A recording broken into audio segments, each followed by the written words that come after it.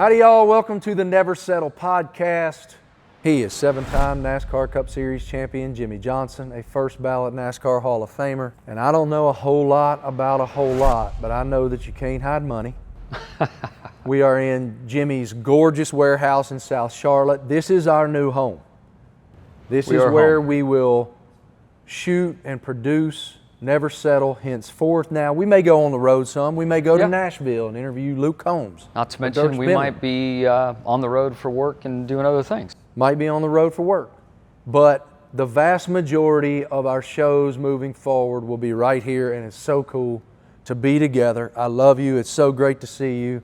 Sharing some Frank August bourbon. If you don't know about it, now you know about it. Thank you. Thanks for the shameless plug. Welcome. I appreciate it.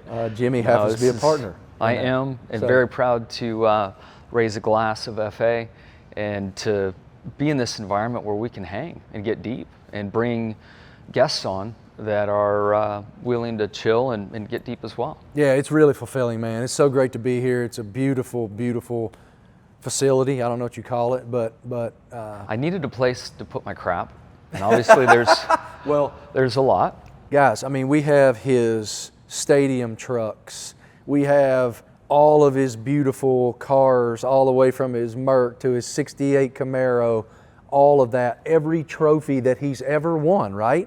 It's all in here. There's only a couple away. Mr. Hendrick has one of my gold cars. I think Bruton Smith has, the Smith family has one of the Martinsville clocks. But, you know, I had a storage container and it was broken into, and people sold a bunch of my stuff, and I figured I needed something a bit more put together, and found this space, and there's some offices up front where the Jimmie Johnson Foundation has been officed all these years, and just started putting stuff together. I wanted a place to hang and have the team over. We did that for a while. Unfortunately, we injured a few Lowe's 48 crew members over the years, having fun and different quarterly kind of celebrations here. And life has just kind of kept me from visiting this place as often. And I don't know, it's a little embarrassing at times because it's big hooray me, but here we are. I think we've got the perfect backdrop with this 1800s bar that's behind us.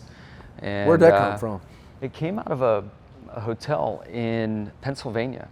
A friend of mine, his father had a great setup that I tried to emulate. And while asking questions, I found out and got the business card of the gentleman that finds this kind of stuff. And he called me on a whim and said, man, I'm in this hotel that's going to get demolished in Pennsylvania. It's from the 1800s. This cherrywood bar is from the 1800s. Do you want it? And I was like, yes. He goes, well, can I send you pictures? I'm like, I don't care. I just want it. Like, it sounds incredible as he described it. And I mean, it's solid cherrywood. They had to basically have forklifts come in here and set those 3 pieces down to make up that massive bar. Well, it's beautiful, and we've had a lot of fun in here too over the years. Remember our Thanksgiving party in here? I very much do, yes. I remember the Thanksgiving party. We'll have to find some photos and share with everyone. I remember some of the wives. Because you had to wear a wig, so there was a whole dress-up component for Thanksgiving. We had a photo booth. I remember some of the wives like being smoke shows like in a completely different way. And some of them, I didn't know who they were at first. But yeah, that was a really good time. The wigs gave everyone a chance to. We had a lot of fun. To shine. And I will say, so before we started today, I had to pee real bad. So there's a bathroom right outside this door and through like the place where Jimmie signs all of y'all's autographs. There's a restroom right off the main foyer there. And I walk in and I pull the seat up because chivalry's not dead. And as I'm using the Johnson's just staring at me. It might be the most eponymous thing I've ever seen. It was this framed photograph of the Lowe's 48 with a framed photograph of Jimmie standing there like this. And then there was like a candid shot in the garage with like a piece of Goodyear tire rubber or something in the middle. And what about the cardboard cutout that's like standing in the corner? Yeah, as well? that's also very weird. Life size. I had a lot of Johnsons staring at my Johnson. Apologize for that.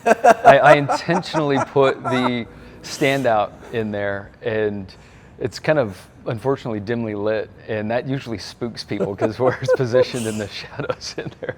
Well, it is so great to be here, and we'll get started with Clear High, Clear Low, presented by Academy Sports and Outdoors. So grateful.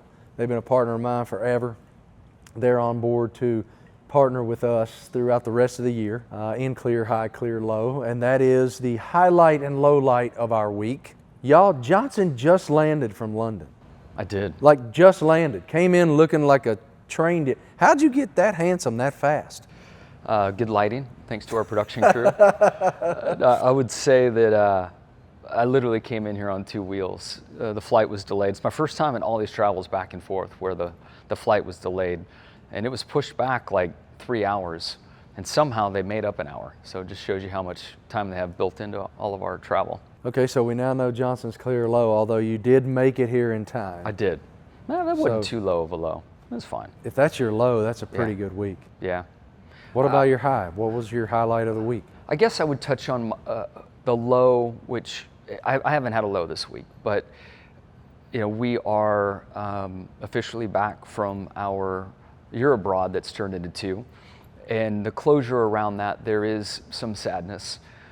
It's just been such an incredible opportunity for our family, and it's amazing how fast 2 years have gone by. I'm stronger, I'm matured in so many ways. I know our kids have. I know the challenges that our family experienced living abroad has only strengthened us. We clearly had a very difficult year in 23, and London was the perfect place for us to heal. So again, it's not really a low, but that page is turning in the chapter, and we're here. And so that's this week. We're literally moving back. From a high standpoint, I've had so many highs this week, I don't even know where to begin. Roll them off, dude. Dude, so I went to the Pacific Northwest and was able to drive the boat that my childhood hero raced and sadly died in 1981. And that is Bill Munsey. And hopefully people have had a chance to see it on social, but I had to drive a 2,200 horsepower unlimited hydroplane that was built in 1977. And after Bill's passing, they sent it to the Smithsonian and it sat on display. And then for this opportunity, they brought it out, and an incredible group of volunteers put it back together, including Chip Henhauer, who was a part of the Atlas Van Lines tradition with the Munsey family. After Bill passed away, Chip took the boat over, and we have connections through my mentor Ricky Johnson and the Munsey family, and a lot of layers that go to it. So I won't dig too deep here, but ultimately I got to drive this boat, and to be sat on the back of that boat when I was 4 years old, when it broke down and was floating in the water, to experience the elements with the family that I did with Ed Munsey, who was Bill's son and went motocross racing with, to be surprised at the Motorsports Hall of Fame induction I had a year ago, where the Munsey family was in the room and the boat's on display. I'm like, what is going on? To then realize it was an opportunity to sit in that boat and drive it, and I did it. Last week was just insane. So I got to rip in it, got to go quite fast, and I think a little faster than they intended me to, but Chip was in my ear, told me the RPMs I could really take it to. How hard'd you go? They gave me some RPM parameters, and before I fired the engine to take off, Chip's like, that's BS, this is what you can take it to. I'm like, thanks. And the crew chief... take it to, forgive me for interrupting, take it to before what? It like lifts off or something? Well, it's interesting. I mean, the age of that boat, and it has a Rolls-Royce aircraft engine in it that would be in one of the P-51 bombers. And so it has a fair amount of horsepower, but there's an RPM range that you can run it in. And conservatively, they put me at a low RPM to keep it from blowing over. But Chip knew how the boat was set up, and he knew that it wouldn't blow over, so he gave me max RPM. And so with safety and concern, I heard one story, and Chip's like, no man, you got to send it. And sadly, a gentleman named Don, his last name I'm lost for right now, he was the crew chief for that boat in the day. Don unfortunately passed away from cancer 2 weeks before I got to drive the boat. Man. And he kept telling the docs, keep me alive, I'm going to see Jimmie Johnson drive my boat. And before we fired it up, Chip stuck his head in and he said, dude, go to this RPM, and effing stand on it for Dawn. Yes, sir. And so I got to, they gave me 3 laps, but I was working my way up to it. I mean, I didn't want to do anything stupid. And so the checkered came out at lap 3. I ran 8 laps. Remember Richard Petty ignoring the cue to leave at Darlington? He was driving That the was in my pace head. car. I'm like, what are they going to do? Like, I was just going to keep on going. It'll run out of gas and I had a radio and nobody said anything. So I ran 8 laps and got quite comfortable in the boat, got going. Stand on it for Dawn. Yeah, it was good. How did you feel emotionally when that's what Chip that's Hanhauer, what Chip said? correct, yeah. Before I arrived, I knew of Dawn. The first night I was there was a beautiful moment that took place in the Four Seasons Hotel, and the Unlimited Hydroplane Museum and everyone associated with it had a really beautiful night and honored me, and there's some storytelling, and the Muncie family was there, and I learned a lot more about Dawn. I wanted to speak to the team, and prior to the boat being put in the water for my moment, Chip helped me organize a moment to talk to the crew, and a lot of these guys worked on the boat in the day, and they were all volunteers, and they still volunteered to bring this thing back to life. Because when it went to the Smithsonian, it was repaired from the crash that took Bill's life, but wasn't race ready.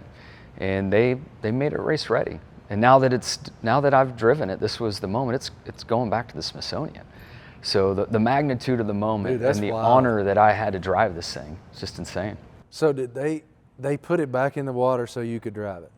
Yes, From the Smithsonian? They did a shakedown or two, and then the moment was what took place, and really shared I'd say internationally and throughout the unlimited hydroplane kind of boat racing world, and a big honor to Bill. And the boat's nickname was the Blue Blaster, so we drew a lot of attention to it, which is great. How did those crew guys react to seeing it back in the water?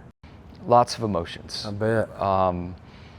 I thought I was going to let everyone down. Is the boat and the starting procedure is quite technical, and when you're on the trailer and the prop is out of the water, it's easy. It's a direct drive, so you don't have a transmission or a neutral or anything there to help the engine turn over easier.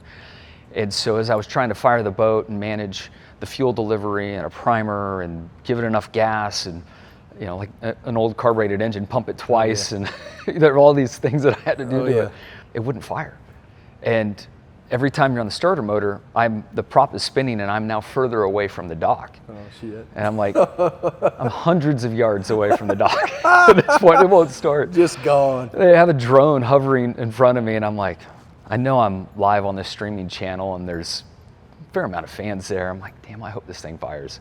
And I finally got it lit and got it going. So thankful that all came together and I was able to go. What would that little 4-year-old?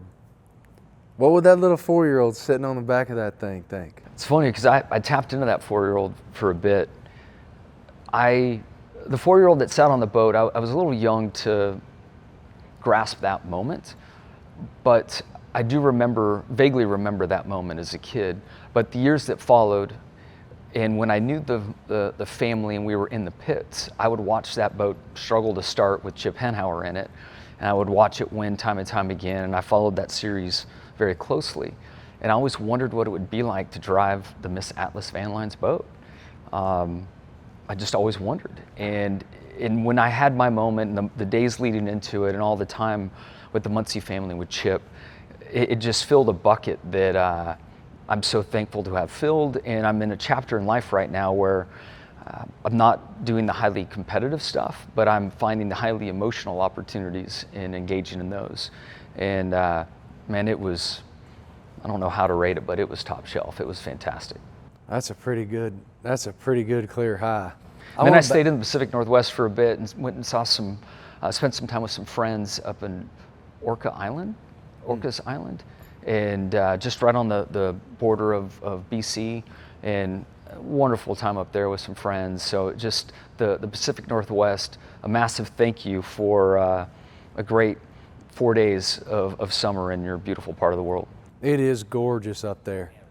Yeah, Oregon's beautiful, Washington's beautiful.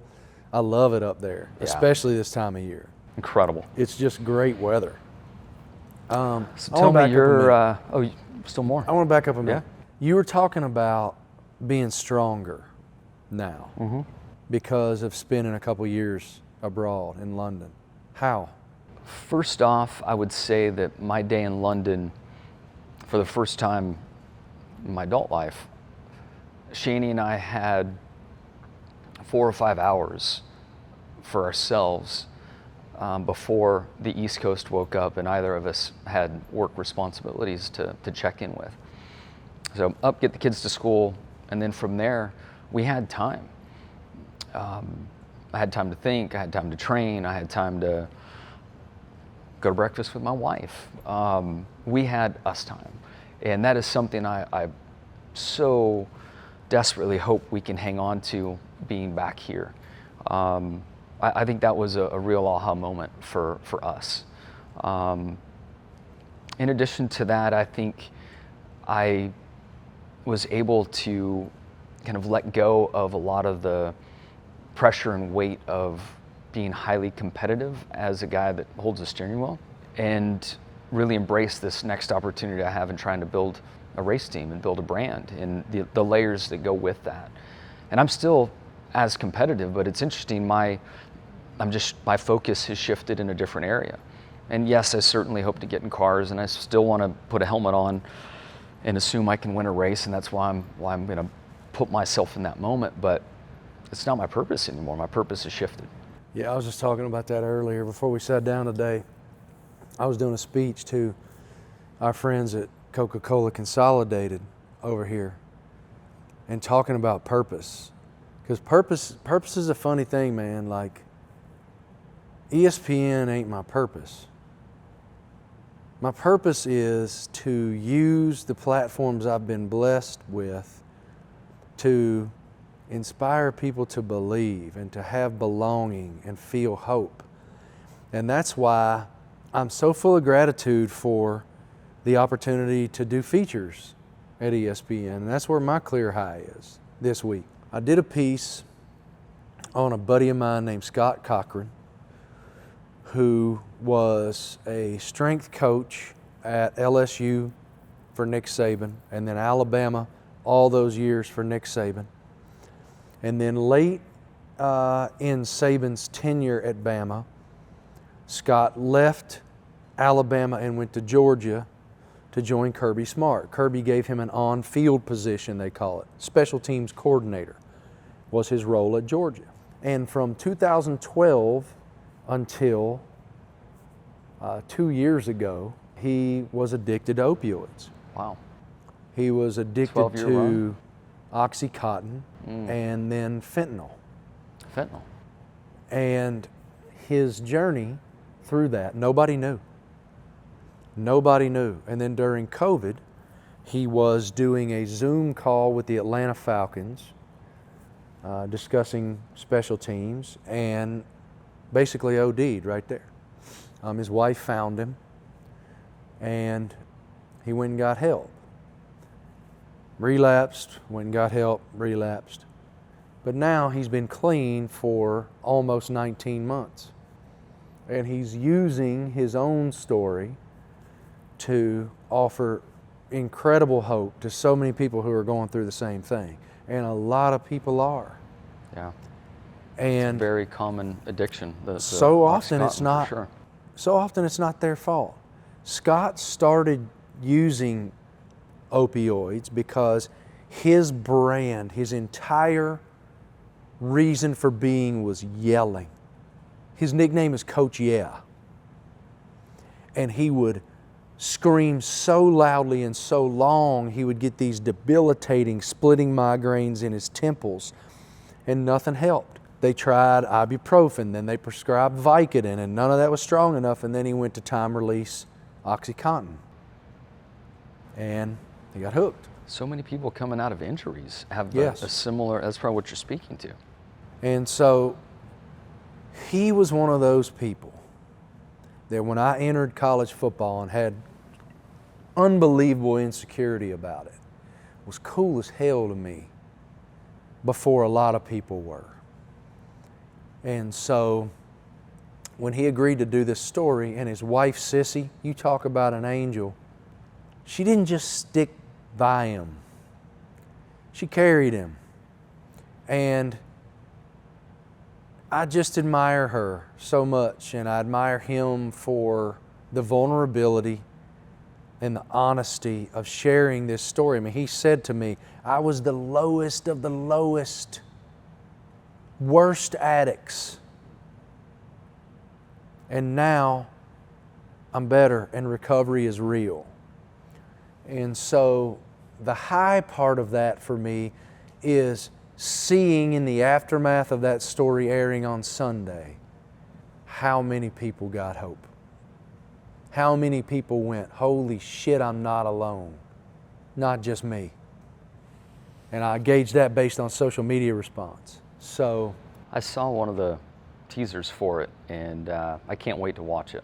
yeah, it's unbelievably honest. You'll be taken aback by his honesty. He was saying to me in the piece, it'll be like taking a vice and just cranking your head in the vice. And the doctor was like, well, just stop yelling.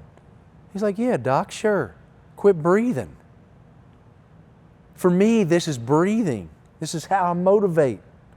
And this guy rewrote what that position is in sports, period. He was the conduit to the player level for Nick Saban. When Nick Saban needed messaging delivered at the player level, it was Scott that got it to him. Because the strength coaches had more time with the players than the coaches did per NCAA rules. He was with them all the time. And he only produced 41 NFL players, and I think 70, I might be wrong, I think the number's 77 All-Americans. Pretty, I almost said a bad word they'd have to delete out. He's one of the best motivators I've ever seen. And so anyway, I'm belaboring it, but for him to go through hell and come out the other side and be this honest about it, I know will change lives. And I've seen it myself in the last few days looking at what people have to say about it. So thank you to him, thank you to Sissy for being so honest. It's gonna impact people positively. I've seen the unfortunate grasp that Oxy can have on people. It's been close to our orbit as a family, in our family, and it's a grasp that is hard for someone to break free of. So I'm confident that your story will help others. That's what fulfills me now professionally. What fulfills me now professionally is the blessing of someone trusting their deepest, most vulnerable truths, that you're going to tell it right. Yeah. That you're going to do right by that. And I take that really, really seriously. You always have, man. And you have found such a slot for these opportunities and have built so much equity and trust in, I think it's transcending the world of sports, but like you have that gift, man. And it's been great to watch it grow, watch you grow it and develop, certainly as a friend, because through plenty of nights of getting deep and telling stories, like you've been able to turn that into an occupation and use it in a positive way for so many. Well, thank you. That's very sweet to say. It is my professional life's greatest joy, and I don't take that trust and blessing lightly. And so, much more to come there. But yeah, if you get a chance, check that story out. It's on all my social platforms, and it is 9 minutes long, so it's going to be a little bit of a commitment. But I think it'll be worth your while. And speaking of worth your while, we have an incredible guest on Never Settle this week. Andrea Brimmer is the Chief Marketing and PR Officer for Ally Financial, and one of the most important hearts and voices in sports. I know she would not say single-handedly, we'll discuss this with her in a moment, but her conviction for growing women's sports and making sure that women had the opportunity to pursue the highest levels of their athletic dreams. She was undaunted in the pursuit to make sure that was plausible, and she succeeded. Wonderful to have Andrea Brimmer here on Never Settle. No offense to any of our previous guests. We appreciate every one of you for your time, insight, candor. But Never Settle is going to a different level today. We are. We are in Jimmie's warehouse in South Charlotte, where he keeps all of his trophies all the way back to little chubby Jimmie on a I was skinny then. Bike. The chubby came Came a little later. Xfinity days. And so grateful to be joined by Andrea Brimmer, who is the CMO and lead PR person at Ally Financial, someone that has been important in Jimmie's racing journey. And we'll get to that later. But first, thank you.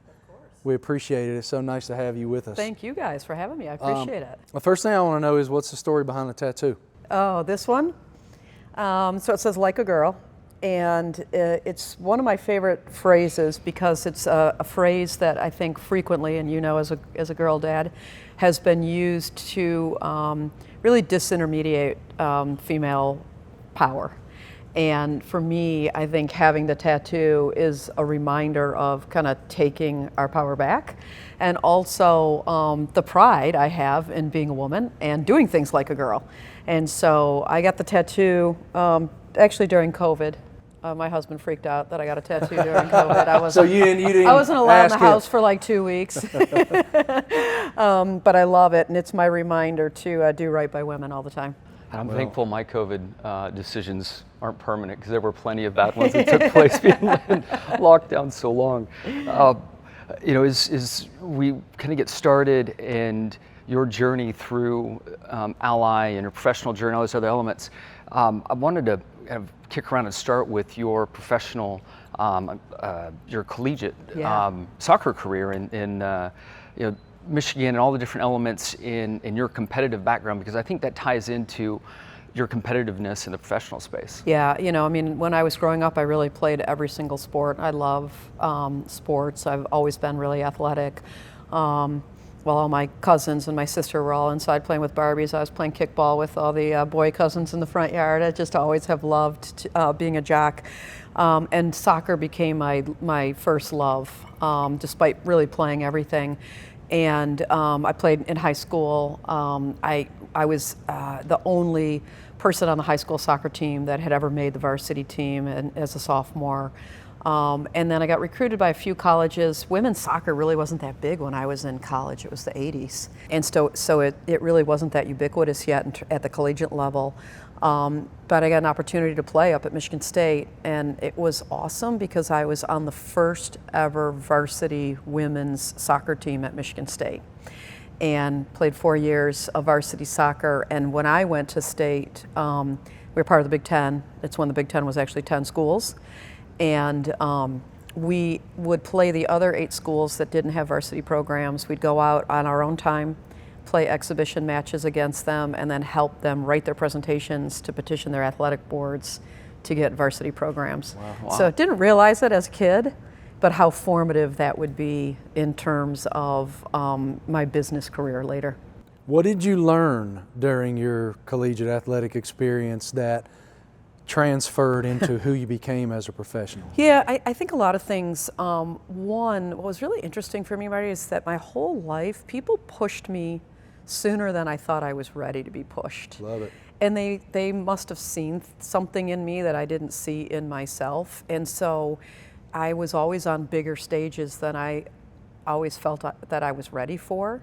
And it just taught me like grit and determination and how to handle pressure, and also how to handle some of the discourse that comes with being in roles that people, you know, like the jealousy around, well, why is she the captain as a junior, or why is she getting a starting job when I'm a senior? Because you deal with that in your entire professional career.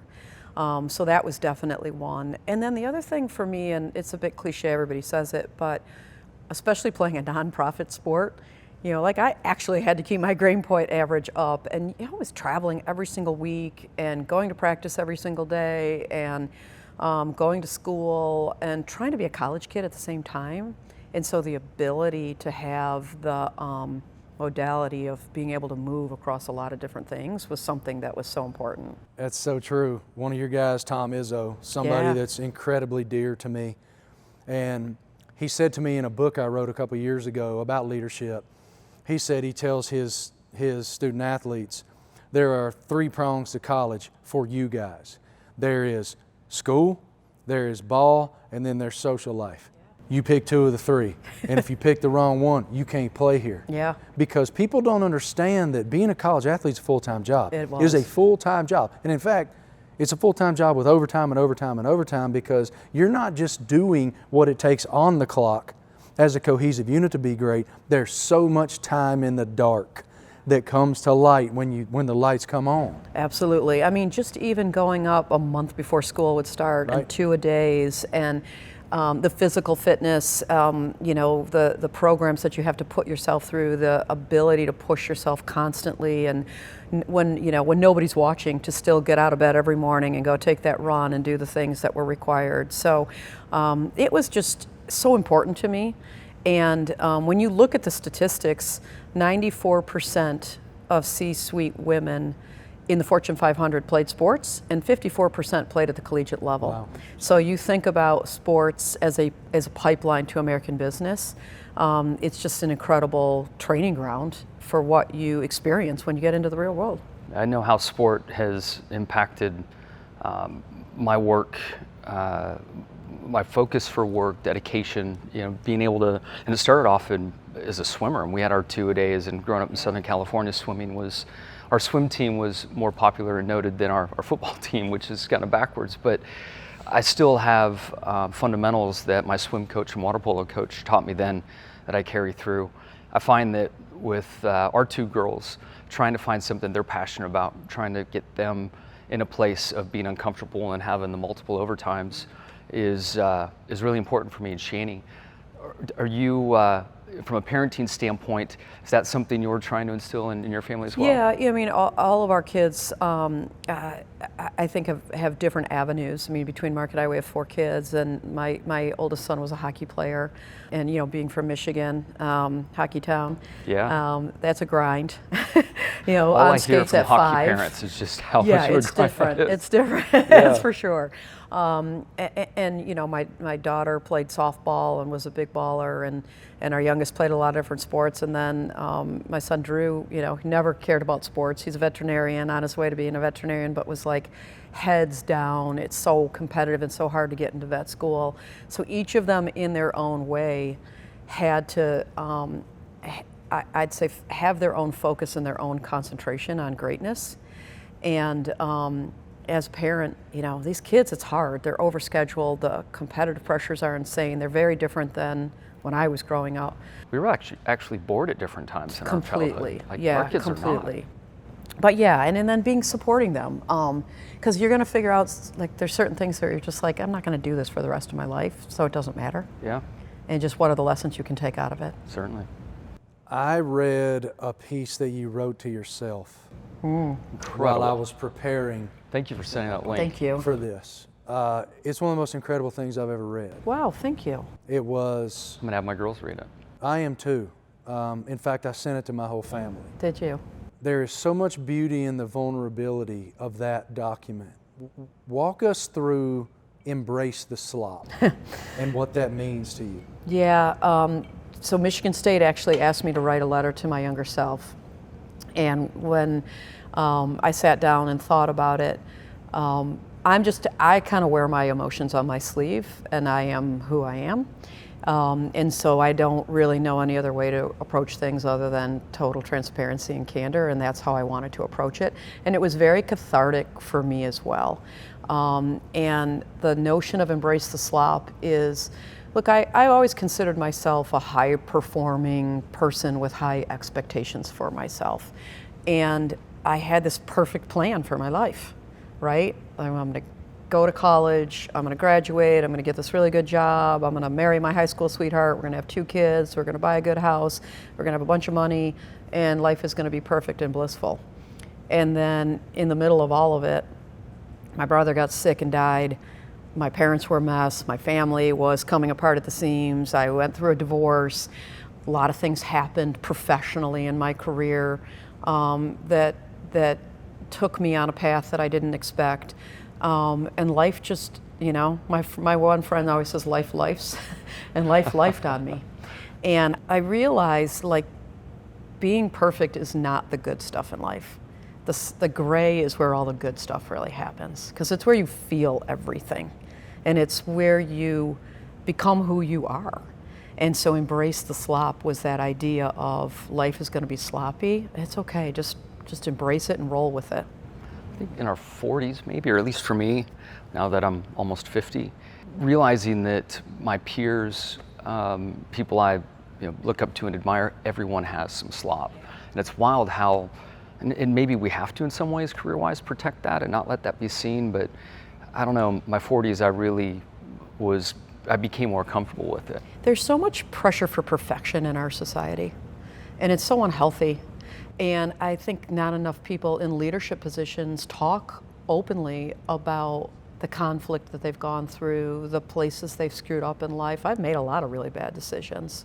I try and live my life with no regrets, because I feel like I've learned something from every bad decision that I've made. There's things I wish I hadn't done, that's for sure. And it's never that I've done anything so harmful that it hurt somebody deeply, but I think that especially this younger generation who's trying to learn from people like us appreciate hearing honestly that I don't have to be perfect, and it's okay. And that was really what I wanted to do with that piece, especially for women. I feel like it's so important today, because whether that's what they see on social media, Completely. Yeah. which has affected them, so it affects us, and we're, adults now. I think we're trying to who deal with it. have some semblance of self-confidence and some semblance of knowledge of exactly who we are through all of those pinches at our clay that remold who we will be tomorrow. And I worry so much that they're not going to be able to rationalize whatever they think real is. Right, be the real version of themselves, absolutely. And then you have to deal with trolls that are, commenting that don't even know you. And That's something you've dealt with? Yeah, I have a lot, and it's really interesting. Like, I kind of think about myself as I'm just a business person. I don't really, I'm not a celebrity. I have no major agency in life like you guys do. I haven't really done anything that extraordinary. You have turned the banking world on its ear. And it cracks me up, like some of the things that I'll post, on LinkedIn, or I did an interview on this platform called At the Moment. And one of the questions they asked me was, what advice would you have for other brands that haven't gotten into women's sports? And I said, if you haven't gotten into women's sports, get off your ass and get in. And a lot of people were really appreciative of it, but then all these trolls started attacking my physical appearance. And I'm like, it's a marketing platform, why? Why do you care what I look like? And so I've just learned, I definitely have learned to get a thick skin as I've gotten older and not care. It's funny that you're talking about physical appearance. I just did a story that aired on Sunday on a former strength and conditioning coach at LSU, Georgia, and Bama named Scott Cochran, who won 8 national championships with Saban and Kirby, and is a great friend, but he got hooked on opioids. And he was at the bottom of the barrel. For that on your socials.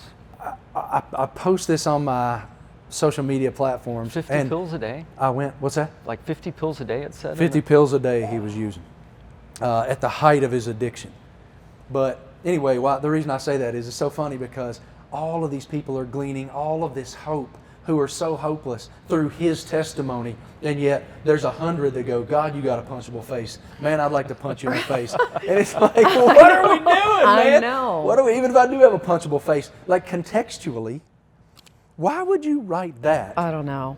From a story that is offering so much light. Anyway, in that piece, we're discussing the challenge of being elite executive, mom, wife, life, all of it. What is that challenge for you to find something that resembles balance? Yeah, and I always, I get that question a lot from younger people of like, how do you have balance? And I'm like, balance is a lie. There's no such thing as balance, and you guys know that. To me, it's more of prioritizing what's important in the moment. And I've always had this conversation with my kids. There's certain times where I have to just be really dialed in and heads down and focused on work, and I'm not gonna be around. And then there's other times where I know something's really important to one of my kids, and I don't care what's going on at work, and I'm gonna be there.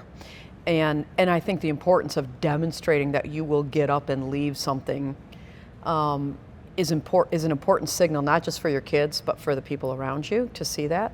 And then there's other times where, like I travel a ton for work, a ton.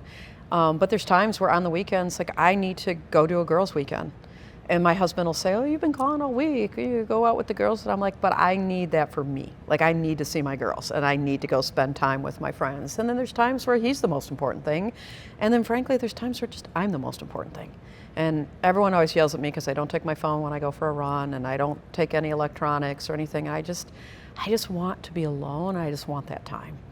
And that's how I've found my peace. Not necessarily my balance, but how I've made peace with the guilt that can come with being a working mom and being away from your kids, the guilt that can come, on the other hand, of missing something at work for your family, the guilt that can come from being away from your parents when they need you to drive them to a doctor's appointment, all those things that get thrown at us and all the pinch points, and that really is how I've squared it. Something I've noticed with Shani, and she started her art gallery and chasing my schedule and chasing me all over the place and foundation, all the elements that we had. I always notice that she has, and I think will always have, a level of guilt on her that only moms will have. And I think for her it was really important to have that awareness and realize it, that most men just aren't wired that way, and certainly I am not.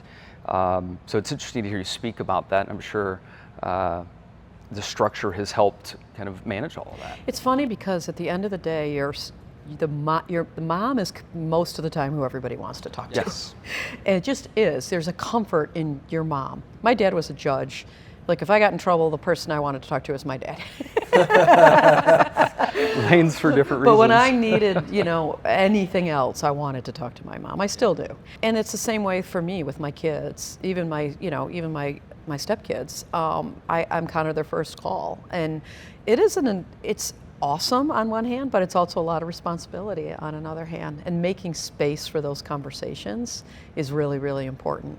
And for me, like I said, for both young women and young men on my team, I want them to see it's okay. Because, back in the day, our dads didn't really do that. It just wasn't societally acceptable. You guys probably did more so. But today, you want, kind of this equal parenting, and you want these kids to see if you need to step out of a meeting and to go talk to your kid, go do what you got to do. Yeah. We talked about your love of soccer and how you played through high school and college. And when Ally started sponsoring the Charlotte FC team, and then now the involvement with the WNBA, the 50-50 pledge, I'm seeing other elements here that I know you're a fan of sport. I know that Ally is just changing how they interact, and you're putting a feeling to banking, which has never been done really before. But I guess I lost my question in a sense. Thank God tape is cheap.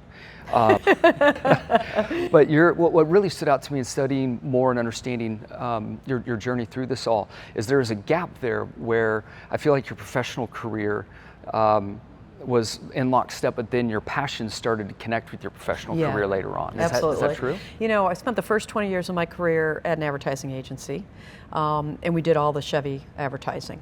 That's right. I forgot all about that. Campbell Ewald. Yeah, Campbell Ewald. Yeah. And that's where I met Rick Hendrick. Okay. Way back in the day, and we did a few commercials. Yeah, we did the some Chevy commercials. Off-Road days. We did. That's right. In fact, I remember meeting young Jimmy Johnson at a Daytona 500 party when you were just first dating Shani, which is hilarious. And then when I started at Ally, what I don't think most people realize is we were GMAC, and we rebranded as Ally. The time that we launched was during the worst financial crisis since the Great Depression. And we actually took a $17 billion TARP loan from the American public. And as part of that TARP loan, we were not allowed to do any sponsorships, any events. The only thing that we could do was anything that was in direct service of account acquisition.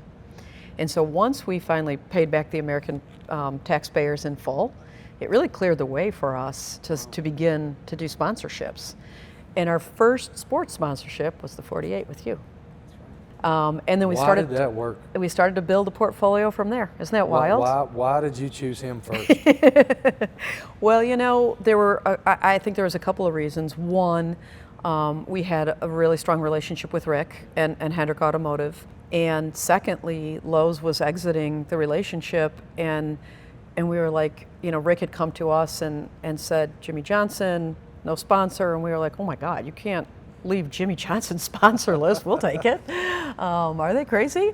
And so it was, for us, it made a lot of sense on a lot of different levels. One, because of who he is, how he shows up. Two, because of the ubiquity that he had. He wasn't just, he didn't just have a footprint in NASCAR. He had such a big footprint outside of NASCAR. And it made us as a company feel bigger than we really were. And then obviously we love the sport and thought it was a great way to really start to get in and do some learning and get a huge, passionate, loyal fan base. And then from there, I mean, the FC, USGA, WNBA, National Women's Soccer League, the 50-50 pledge. Hey, can you talk more about that? I think it's just absolutely incredible. Yeah, so 3.5 years ago now was the 50th anniversary of Title IX, myself being a product of Title IX. And we wanted to do something to commemorate Title IX. And the team was talking, oh, we could do a tribute ad or we could make a donation. And I was like, that's not going to do anything. Nobody gives a shit about a tribute ad. Can I swear? About a tribute ad, or nobody cares about a donation. That's got like a one and done. Let's do something real. And so we saw two statistics. The stat one was the 94% stat that I gave you guys a minute ago. The second one is that women's sports were receiving less than 5% of the media coverage from the legacy media systems, which I'm sure you know well, right? Oh, I've been in it a minute. And I said to the team, just do quick back of the napkin math. What's our level of investment in women's sports versus men's from a media perspective? And we were 90-20. So I'm like, we're part of the problem. So this was crazy. This was literally a Thursday. On Tuesday was the ESPNW Summit. Julie Foudy was hosting it. Foudy's a good friend. I called Foudy and said, we've got a big announcement we're going to make. Can we live stream into the ESPNW Summit? And she's like, yeah, sure. So we did a little sponsorship with Disney, and we live streamed in from one of my all hands with my whole team. Nobody knew except for me and two other people on my team. And we announced that for every dollar we spend in men's sports media, we are going to match dollar for dollar in women's sports media. And we were going to start to change the narrative and start to change the trajectory of women's sports. Can you talk through some of this systemic statistics in and around that? I was listening to something earlier, and it completely makes sense why women's sports have struggled and women are underpaid. Yeah, I mean, we talk about it in terms of the vicious cycle, right? If you think about it, as you guys know, anything in sport is about access. And when you give people access to it, it creates fandom, it creates engagement, it creates loyalty. And without access, you couldn't get that type of engagement for women's sports. And so if you think about it from a network standpoint, there was this historical belief that women's sports don't draw. Nobody wants to watch them, there's not going to be any eyeballs. Networks have a responsibility to monetize. And so brands, as a result, they want to buy a women's softball game at 3 o'clock in the morning, nobody's watching it. As a result, the leagues are underfunded and the players aren't paid what they should be making. So the only ones that can really, what I call blink in that equation, are the brands. To say, look, we're going to start investing in the media because we know the networks need to monetize, you need advertiser dollars, but in order to invest, you need to move it into prime time slots where I'm going to start to get eyeballs. And you've seen what's happened, right? We were instrumental in getting the National Women's Soccer League Championship game moved to prime time 3 years ago on CBS. It had historically been played in non-prime slots. The year previously, it was at noon on a Saturday. It did about 200,000 viewers. We moved it to prime. the first year we moved it to Prime, it did over 1 million viewers. And it was up against World Series and the Michigan State football game. Wow. And you've seen the numbers last year, the women's championship soccer game, 2.5 million viewers, MLS, 450,000. And I think it's just, this is just my perspective. I don't have any metrics to back this up, but I know what I know. I've worked at ESPN for 20 years. Mm-hmm. The emphasis on not just programming, but slotting that programming, to your point, at our place is quite different than it was before you courageously stood up and said, if you want this money, you have to put them here. Right. The explosion of women's softball, explosion. Yeah. It's incredible to watch. Women's college basketball, explosion. Women's volleyball, gymnastics, all of those things collegiately have gone to the moon. Yep. And now we have this lightning in a bottle moment with Caitlin and Angel. Yeah. Where you not only have incredibly talented athletes, but you got conflict Right. too. Yeah, rivalry. And so it's part of almost the daily narrative, Totally. which was not the case before. You stood up. Like, what kind of courage did it take to do that? You know, it's kind of funny because I underestimated the response it was going to get. Like when we made the announcement of the 50-50 pledge, just in full candor, I didn't tell JB, my boss at the time, I didn't really think it was going to be that big of a deal. We weren't asking for extra money. We were just optimizing out of less performing content into better performing. And it blew up that night. I mean, it was everywhere. The reaction at the ESPNW Summit was over the top. And I actually got a text from JB at about 10 o'clock that night because many of the people on our board sent him a note and said, "This is fantastic, what an amazing idea, congratulations." And he was like, "What?" What idea. And he see probably JB wrote back, "Oh yeah, we've been ideating on this for..." So he texted me and he said, "Brimmer, all good, I love it. But you should probably tell your boss when you're going to make an announcement like this." But I've always been an ask forgiveness, not permission person. And so to me, to answer your question, I just felt like it was just a smart business move to make because I saw the growth trajectory that was happening in women's sports. You could start to see the grassroots and the data was there and the insight was there and you kind of saw what was in the pipeline. And to me, it gave us first mover advantage. And you were still tracking that stuff. Yeah, underestimated what it would do for our brand. I mean, the statistics are insane. Last year, our brand valuation grew 31%. The financial services category dropped 5%. So think about that swing, just in terms of brand valuation of what we could sell our brand for as a result of making the pledge. Okay, so you think that's a direct derivative from the 50-50 Yeah, pledge? the data actually tells us that it is. Wow. The increase in terms of awareness. When you look at, we measure favorability towards our brand. Our general market favorability, so the average person has about a 55% favorable perception of Ally. When you look at the delta in our women's sports space, it's 30 points higher. 30 points higher. And that directly translates to acquisition. So fans of female sports, both men and women, are 6 times more likely to open an Ally account with us and grow their lifetime value with us. And they're 85% more efficient to acquire. So I can get them cheaper and they stay with us longer and they grow their relationship with us at a greater clip than just a general market. Are you still making decisions off of a gut feel? I know you've talked a lot about matrix and such, Yeah. but there's got to be... I'm a big golden gut person. I think that the death of great marketing has been the inundation of data and marketers' over-reliance on data. And I don't really blame marketers. I think there's incredible pressure on marketers. If you look at the statistics for CMO, average tenure of a CMO is 48 months. Wow. I'm 11 years, so I bucked the statistic.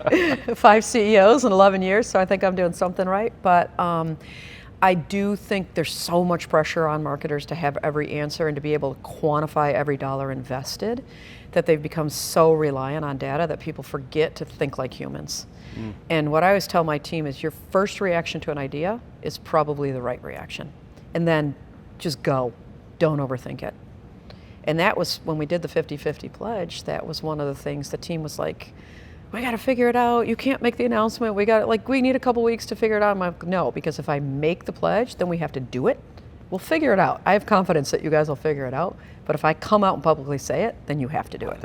That was an interesting word to use, I guess, but that's a pioneering type of decision. Mm-hmm. To what degree would you consider yourself a pioneer in this way, in that context? I like to say that I think at Ally we've been the architect of from the brand side, I think we've been the architect of the women's sports movement. I really do. And I think that we've been, I just think it's the soul of the company when you think about it. The first digital financial services company, and we launched a digital bank in the middle of the worst depression, the worst financial climate since the Great Depression. Like, we had to convince people to send their money to the internet. To me, like, disruptive and pioneering. And so it's just kind of the ethos of the company, and it's baked into the soul. And so I think people, myself included, up and down the organization, feel like it's almost who we are, and it's expected for us to make some of these kinds of leading edge decisions. And if we don't, we're not really living up to the way that we came to life. What would you say to somebody that wants your life about what it takes to get your life? I would say, one, prepare to work your ass off, like 24/7. C-suite positions are not for the faint of heart. Jimmie and I talk about this all the time, strong body, strong mind. And so I think you have to be exceptionally physically fit. There's like no letdown, and you have to be really mentally fit. And so I would say prepare for just kind of being always on. I think second, you gotta have really good judgment. You don't survive in these roles without really good judgment. You just really don't. You have to be really in tune with what's happening culturally. You have to be in tune with what's happening within your employee base. You have to be in tune with what your board wants, what the rest of your peers want, what the consumer wants. Three, I think, have compassion. I have a favorite saying, never drink your own Kool-Aid. I hate people that, as they ascend, they become really arrogant. Like, when I die, my tombstone's not going to say Andrea Brimmer, CMO of Ally. I would hope it's going to say, wife, mom, friend, good human being. And so when you drink your own Kool-Aid and think that you have like this, because you have a certain role, you're better than everybody else, I think that's the death of good executives. And so I'd say stay grounded, forget your arrogance, and just like be human. So our show is called Never Settle. What's been your never settle moment? Like, can you pick one? I know your journey's taken many twists and turns. Honestly, my never settle moment, I would say, for me, has been my career, and it's been this series of firsts. So when I was at Campbell Ewald, I was the first woman and the youngest person that ever got tapped to run the Chevrolet account. It was the agency's biggest account. Half the agency was rooting for me to be successful, half the agency was rooting for me to fail. And I was young. I had 2 little kids. I had 2 kids under 2. I was young. I didn't think I was ready. But I saw all these women looking up at me and saying, please do this. Like, please be successful at this job. And then the same thing when I came to Ally. I didn't know how to rebrand a company. And I was marketing employee number 2. And they were like, go build a marketing organization. And I didn't really know what I was doing. I didn't know if I was ready. But again, I saw a company and I saw people looking at me like, please go do this and be successful at it. And so I just, in those moments, made up my mind that good is the enemy of great, and I was never just going to be good. And that I was going to do everything I could do to be great, and that no matter what it took, I was going to kind of just carry that load on my back. Those were never settle moments for me. Great. It's going to be on the wall of our shop soon. I love that. It's true. Yeah, it is so true. It is so true, especially like that ego part. It's funny how that happens, and I feel like if you do let drinking your own Kool-Aid or your ego penetrate your ethos, then suddenly people can't talk to you. People can't challenge an idea or something, and then it's not a team scenario, and they don't believe anymore, and it just becomes so toxic. It does. And crumbles from the inside. I never wanted to, you know the old saying, you can't tell the emperor he has no clothes. Yep. I never wanted to be the kind of leader or the kind of person where people felt like they couldn't express a respectful perspective to me, and to be so blinded that I didn't see what was actually happening in front of me. And I do think as people ascend up in organizations, that's where they lose their connectivity. And I just never wanted that to be me. I saw people at Campbell Ewald that did that, and I just despised that behavior. They got really precious. And if you saw me on the weekend, I look like a homeless person, and I like it.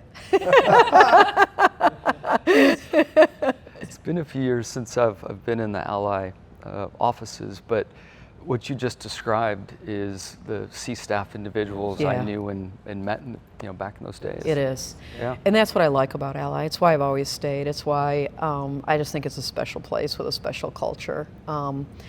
Literally, it's financial services, and we always say financial services are supposed to truly serve. That's why the word services is in it. And people are entrusting you with the most important asset in their life, which is their money. And you have to really care for it in very special ways. And a lot of people say, we've got a no asshole rule, but they don't really. And we really do. Like, you just don't fit in our culture if you aren't real. And that's just the reality of it. I know we got to let you run in a minute, but I just want to jump back to women's sports quickly.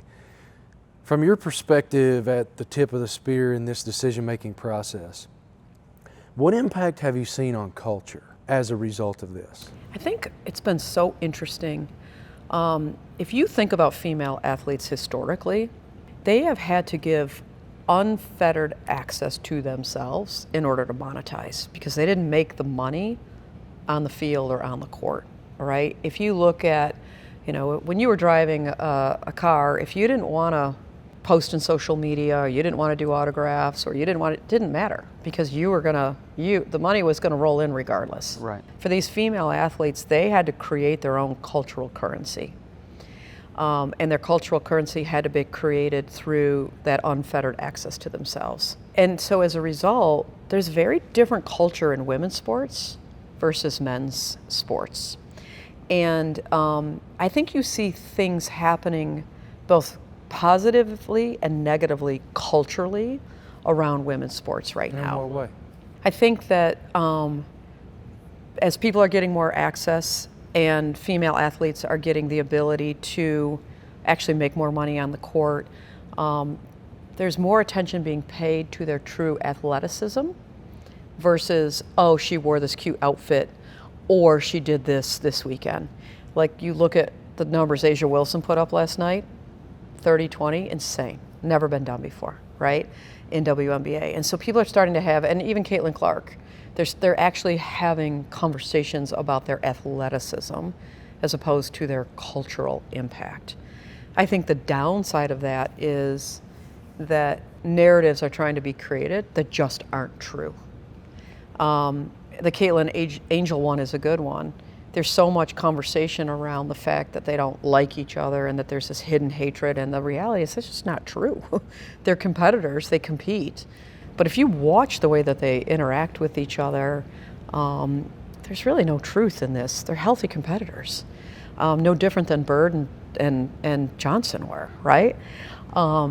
It's just interesting to me how culturally, I still think there are a lot of false narratives that surround women's sports. And until I think there's more ubiquity around women's sports, they're not going to get the legitimate respect that they deserve.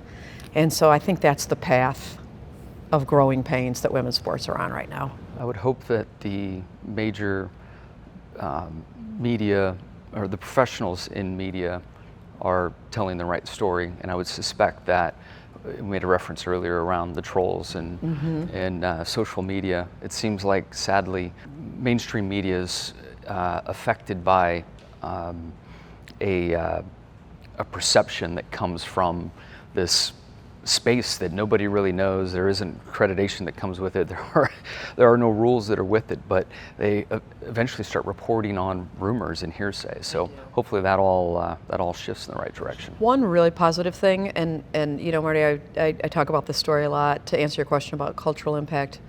The one thing that I think is amazing is I don't think any little girl will ever have to feel like there's a dead end for her anymore.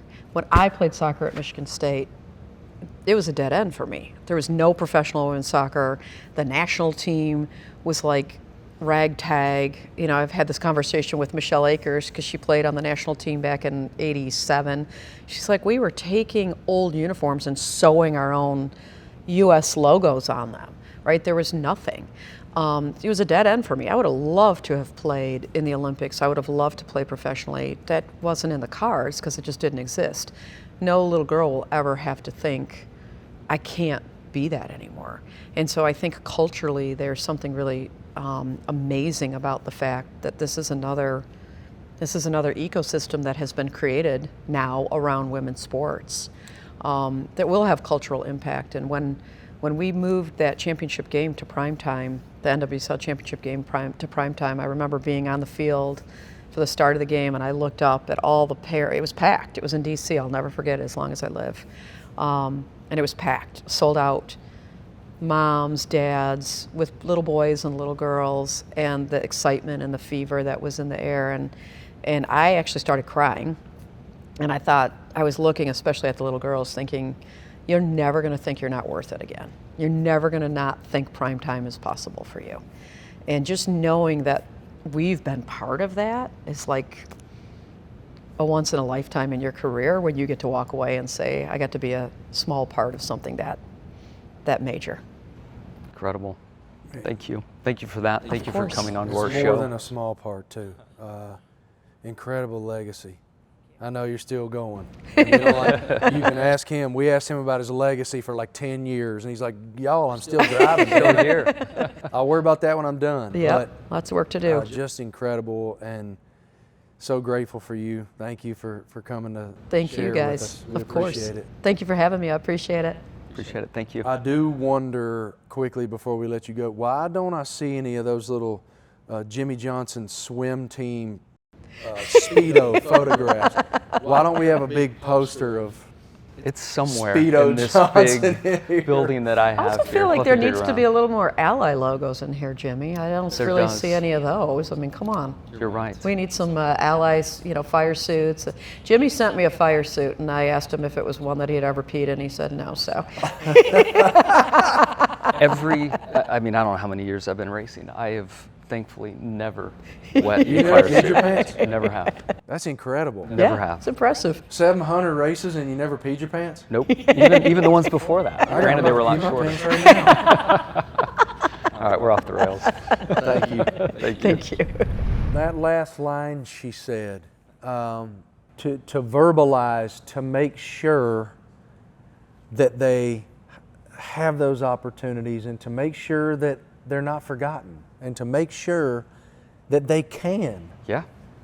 We're girl dads. What we want more than anything is for our daughters to have the opportunity to go chase Yeah. An equal opportunity to chase. their wildest dream. Absolutely. And it be a real dream. Yeah.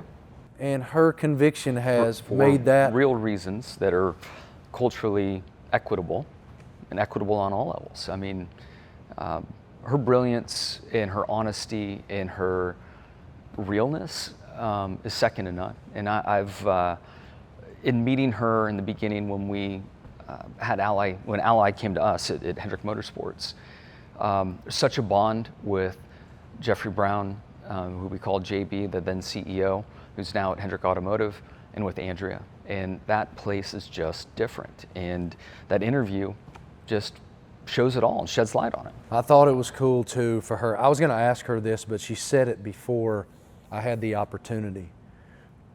I was a little ignorant as to the fact that they launched this company in the middle of the worst financial crisis since the Great Depression. Yeah. And they choose you as someone that can be a catalyst for, respect isn't the right word, validation or validity in their sports marketing platforms. Wow, that's a hell of an endorsement. Yeah, You had a lot of championships at that time, but I did. We had the 7. I'm not sure. That's not coming to mind in recalling that. We knew that they were a growing bank, thinking of things differently. Mr. Hendrick was very wise and knew that JB was here in the Charlotte area. They were aware of motorsports and the way Ally he works. had the GMAC relationship. Correct. All the way back to Ricky. All the way back. So there's some great tie-in that was there. Ally, they have different offices that they work out of, but it's not like they have a central hub. I mean, they have a big building here in Charlotte. They have one in Michigan. I believe they also still have one in Texas.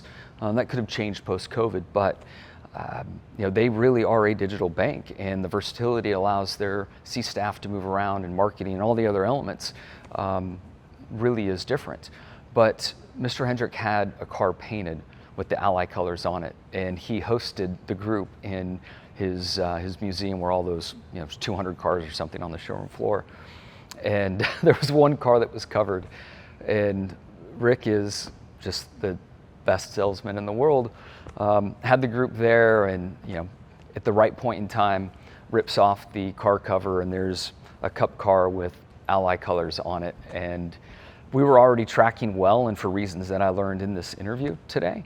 But I think the icing on the cake, the thing that JB jokes about, he's like, man, when I see a car painted in our colors and the 48's on it, your name's on it, it's a wrap. It's a wrap, Jack. Yeah, Rick is the great. greatest salesman in the He history is. of the world. All right, it's time for Ask Jimmie.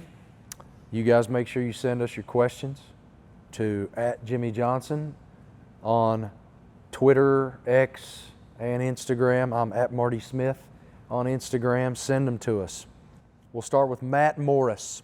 Jimmie told the story about his Pocono wreck and injury to his nether region. What was the most painful wreck you have ever had?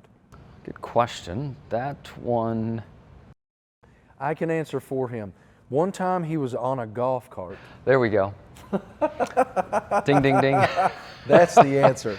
So I was going to share that in race cars, you typically have this crushing element around you that, yes, it hurts, yes, you're frightened, but in most scenarios, you're somewhat numbed because of the rattling your brain does around in your head.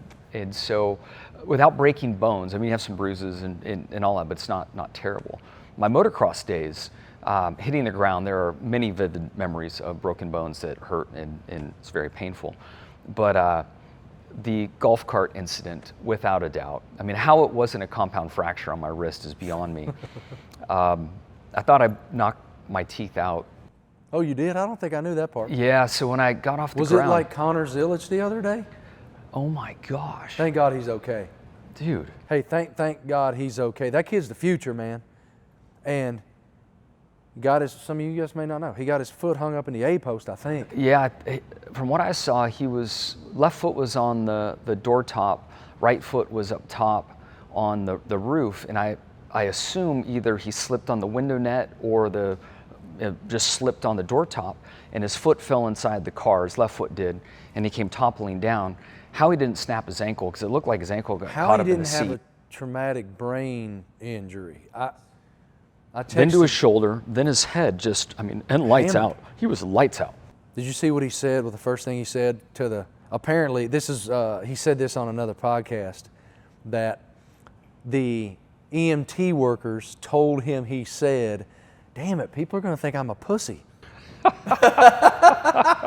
That's the most racer thing ever. Man, no chance. So you thought you knocked your teeth out of your head? Yeah, and honestly, I would assume my fall looked similar to that. Like I did not really brace myself or anything out. I got my hand down and my wrist snapped, but I hit my face on the edge of the golf cart path and like the grass. And what I did feel was massive pain to my face. And when I stood up and tried to feel if I still had teeth in my mouth, my hand was drooping and I couldn't put my fingers to my mouth. And I looked and I could see the bones pushing up through my skin on my left wrist. So you were close. I was close. And then, the series of mistakes I made after that continued to make the pain worse and worse for months and months and months. But yeah, if you're gonna be dumb, you gotta be tough. And as Andrea said, the sloppy, that gray area are the areas that define you. Yeah, embrace the slop. I love that story now. At the time, I thought I was gonna punch you in the face. I deserved it. Kathy Bullock asks, should have seen Shani's reaction. She wanted to really punch me in the face. I bet she wanted to punch She you didn't in find out the balls. truth until 2 days later when it popped up on the ESPN ticker, on the breaking news ticker. Well, it's deeper than that though. Because, all right, so let's just dive into this. We have bourbon in our hands. All right, so I find out, I don't know if we've ever told this whole thing publicly before. So I find out, I've been at ESPN for a cup of coffee. But your role in this isn't the ticker part, from the way I remember it. That is because... But I was on TV saying it. You absolutely were, but the mistake before that is before I went into surgery to have my wrist fixed, I told Christine Curley, my then publicist, that I fell out of a golf cart, not off of a golf cart. Oh, I know. And so then the Good Samaritan down in Florida that was hanging out in the inner circle with the group that saw what went on, that happened to be the local writer, when the press release came out and how I broke my wrist, he then called the AP and said, hey, your story is factually incorrect. And that's when so now we're caught up. So now that's how you find out, I believe. No. No? You told me. Oh. This is how this went down. I heard from a third party that you had broken your wrist. You're one of my best friends. It's all come back to me. I'm brand Absolutely. new in this role. And the biggest thing that Jack Obringer said to me when he hired me at ESPN was, are you willing to report the news on your friends? And I did not hesitate and said, yes. If they screw up, that's their fault, not mine. The news broke, you reported it, and I was holding you accountable for something that I shouldn't have. I went on the TV, okay? Like I called Johnson, he's like, yeah, it's true. I'm like, bro, look, I gotta report this. This is a big story. He was like, it's not a story. No, it doesn't matter, it's my personal life. I'm like, you just won the championship. You are the champion of one of the 5 biggest sports in America. It's a story. I don't care how you did it. If you fell in your bathroom, it's a story. I got to report it. So he MF'd me, and I went on. We back then had a thing called ESPN News. They immediately put me on TV. And I'm on TV on my phone. Back then we used to do that. If there was, because there wasn't Zoom, wasn't, now we have apps on our iPhone we can go on TV. All right? I get on the phone, and they put my picture up. I had my phone muted in my house. My heart's racing out of my chest. My picture is on the TV, beside like some highlights of Jimmy holding up the Nextel cup. I spilled my bourbon. I am reporting that Jimmy has broken his wrist falling out of a golf cart because that's what I was told. Meanwhile, as I'm reporting this on live television, my phone is blowing up in my ear. And again, I'm on the phone on TV, so I'm not on camera. I'm talking into the phone like this, and it's him. Pissed off, doesn't even start. Doesn't even scratch the surface of how mad he was at me. All right? I'm sorry, I was channeling my inner anger at you. It compounded later. I had already been commissioned by, back then there was something called ESPN the magazine. It was an incredible publication. The best photography, the best stories in sports. And they wanted a cover story on Jackass over here. He agreed to do it. Everybody was pumped. It was big real estate. Yeah. ESPN the magazine was important real estate. Yep. Well, I was supposed to fly to Paris with him for this race of champions. I was going to fly there with him. I was going to fly home with him. We had a team sponsor with Global Express, and they're sending us over there on their bird. Correct. So I pulled another solid friend move and uninvited you. He gave me the Heisman.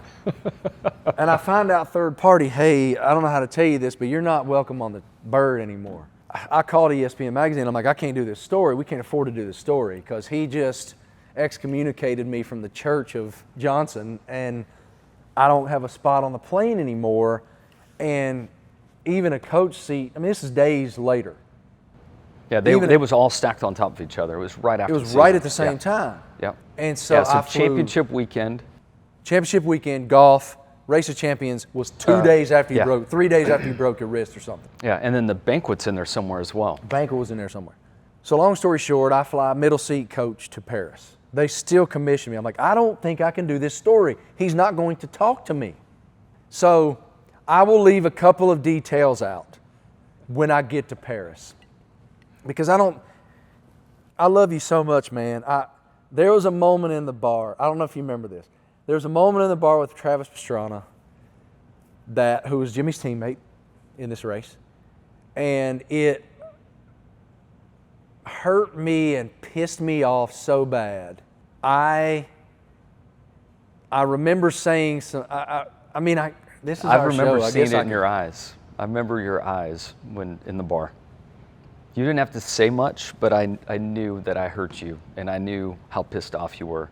But I still didn't fairly understand the situation. And I was still on my high horse of, this is my personal life. Why the F is this a story? Right. And that was hard for me too because we were so close. And I remember calling my editor and saying, I don't know what you want me to get. I'm not going to be able to get close to him.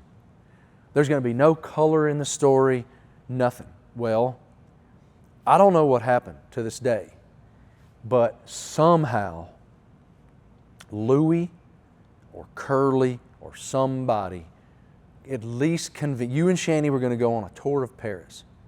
Like you're going to see some cool little like old school churches and whatever. And somehow you agreed to let me be there. I didn't get to talk to you. I wasn't asking you, what is your impression of this? Why is this interesting to you? Which I wouldn't have had a great answer. Right, aware. But Shanny would have given us something eloquent about the 1600s or something shit. For sure. Because she's a genius with that stuff. But at least we got to do a pictorial little like caption fold out thing for that. It was both. It was J. Lou and Christine. Just because we're all so tight. Just like it was a family. Just nudging me along like, think you're overreacting here? You think you've seen this right? You know, there was some truth I needed to hear in there, and yeah. All right, I said I wasn't going to say this, but I think it's important to say this because it's our podcast, it's our show, and we have to be willing to tell these things. So, Travis Pastrana was supposed to be your teammate. Jimmie breaks his wrist and can't race. And I don't remember who replaced you, but Travis did the whole thing himself. Drove both. Oh, that's both right. shifts, He did it everything. was so late. He couldn't. That's right. Yeah, we couldn't find a replacement for USA. Travis, not a drinker. I had never met him. After I realized I had no story, I went to have a party with Jack Daniels. And I was sitting in a hotel bar there. It's a really nice hotel they put us up in. George Sank, I believe. What was it? George Sank. Yeah, that's it. I can't pronounce that. So I'm sitting at the bar just hammering back Jack Daniels. And Travis happened to walk in. I walked up, I said, hey, man, I've never met Travis at that point. Hey, man, my name's Marty Smith. I'm a reporter with ESPN the magazine. I'm supposed to be here doing a story on Jimmie. Can you just share with me your impression of him as a racer, as a person, what he's accomplished in NASCAR? Oh, he's a champion now. And Travis starts talking, and we're just engaging. I have no notepad, no recorder.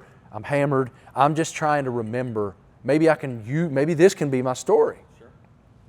And in the bar you walk with a bunch of our friends from Charlotte here that came with you, and you walked over to Travis and made it really clear that I had screwed you, that he shouldn't be talking to me, and that's what hurt me.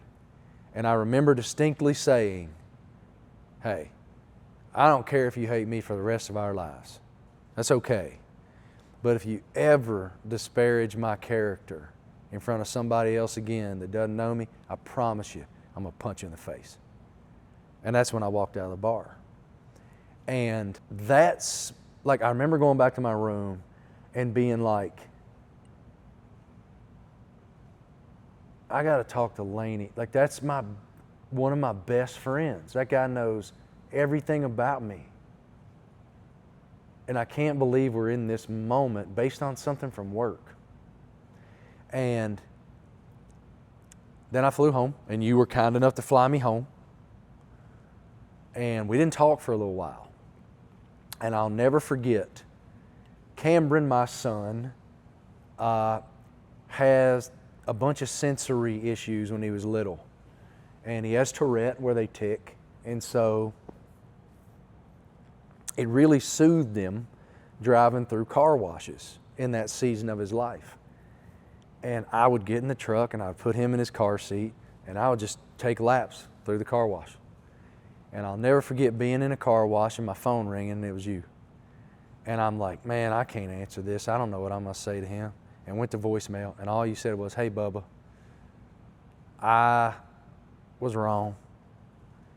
Let's go get a beer. Let's go get a meal. Let's talk through this because I owe you an apology.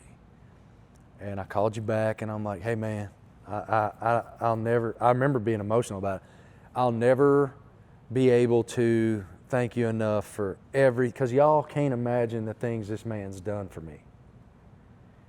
He's done so much for me.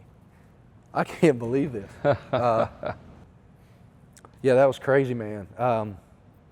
But we hashed it out. And I'll tell you the funny thing about conflict is if you're willing to shed pride, the bond that comes out of that is so much stronger.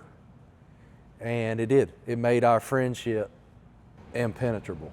That was my issue, was my pride that was in the way to start. What's funny, as you describe it, the vividness of the moment in that setting comes back quickly. The words you spoke, I don't necessarily remember, but there was a look in your eyes that you gave me. I knew how freaking serious you were, that I knew I crossed the line. But there still was a process of me kind of working through a bigger thing of like, this is my personal life. Like, why is it a story? And it was just a big lesson for me in many ways. First and foremost, it's not how you treat a friend. Secondly, in this world of wanting exposure and chasing exposure, there's pluses and minuses that come with it. And I was enjoying the pluses and had a minus pop up, and I didn't want to face it. It's so interesting. So many athletes and entertainers and people who achieve fame, they deal with that. And it's really, I'm not famous. I don't know that life. I don't know what that's like. I don't know what it would be like for me to get hurt or to do, and it become this massive story. And I don't know how I would react to that. And so I was trying so hard to process in my own mind, okay, it's my job to report what happened accurately. Which you didn't cross any lines there. It was all public knowledge. Like, everything you reported was the truth. I just happened to see it and I didn't like it because it was you. Man, you were mad at me. And the flip to that is in our conversation with Andrea, we spoke a bit about how 20s, 30s, or I did. I said when I got to my 40s, I started to realize that my peers also made mistakes. And at that moment in life, and the way that I created opportunity was by being squeaky clean. And this was not a squeaky clean moment. I always subscribed to work hard, play hard, and you've witnessed a lot of that. Oh, I'm in the but same. Those worlds were way way different. Like there was never any overlap. And this was one of those first moments of some overlap. And I just didn't know how to manage it. Well, I love you. No, but you, brother. I'm so grateful for you, and I don't know that there could be a better way to get out than that. Cheers, man. Cheers. Love you. This is Never Settle. Thank you guys so much. Subscribe, rate, review, write us, Ask Jimmie questions. Sorry we only got to one because we got off on a crazy tangent. Then Bring it on.